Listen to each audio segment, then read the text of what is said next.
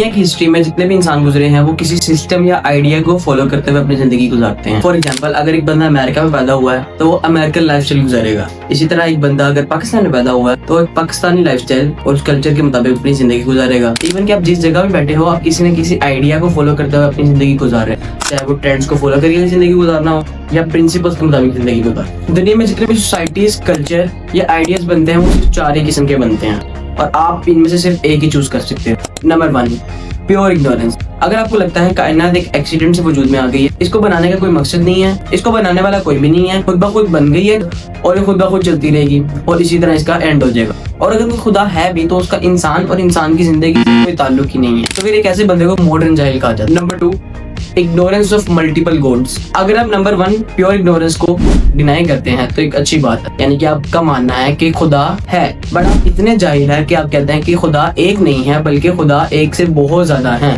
Means کہ multiple goods ہیں. اس category کے لوگ کسی کو بھی اپنا خدا بنا لیتے ہیں. فار ایگزامپل سورج کو خدا بنا لیا, آگ کو خدا بنا لیا, زمین کو خدا بنا لیا, چاند کو خدا بنا لیا, وغیرہ وغیرہ. اور ایون کہ یہ ایبسٹریکٹ آئیڈیاز کو بھی اپنا خدا بنا لیتے ہیں. فار ایگزامپل محبت, لسٹ, جنگ, وار وغیرہ وغیرہ. Number 3, ignorance of separation.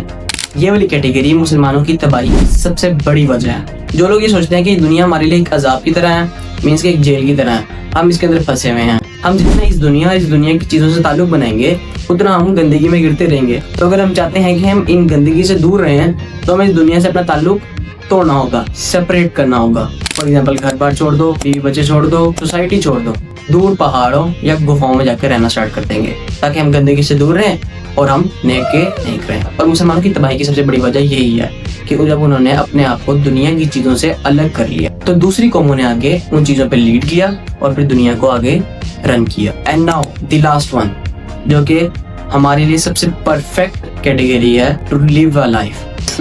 Islam believes that کہ ایک کریٹر ہے and he is only one. اس کریٹر نے ایک یونیورس بنائی ہے اور اس یونیورس کے اندر اس نے ایک انسان کو بنا کر بھیجا. اس کریٹر کا اس یونیورس کو بنانے کا ایک بہت بڑا مقصد تھا اور اس انسان کو بھی اس یونیورس میں بھیجنے کا ایک خاص مقصد تھا. اور وہ مقصد کیا ہے؟ وہ مقصد اس کریٹر کے بنائے ہوئے پرنسپلس کے مطابق اس یونیورس کے اندر اپنی زندگی کو گزارنا ہے. اور انسان اپنے آپ کو اس دنیا سے کٹ آف نہیں کرے گا بلکہ وہ اسی دنیا میں رہتے ہوئے ان پرنسپلس کے مطابق اس دنیا کو چینج کر کے دکھائے گا.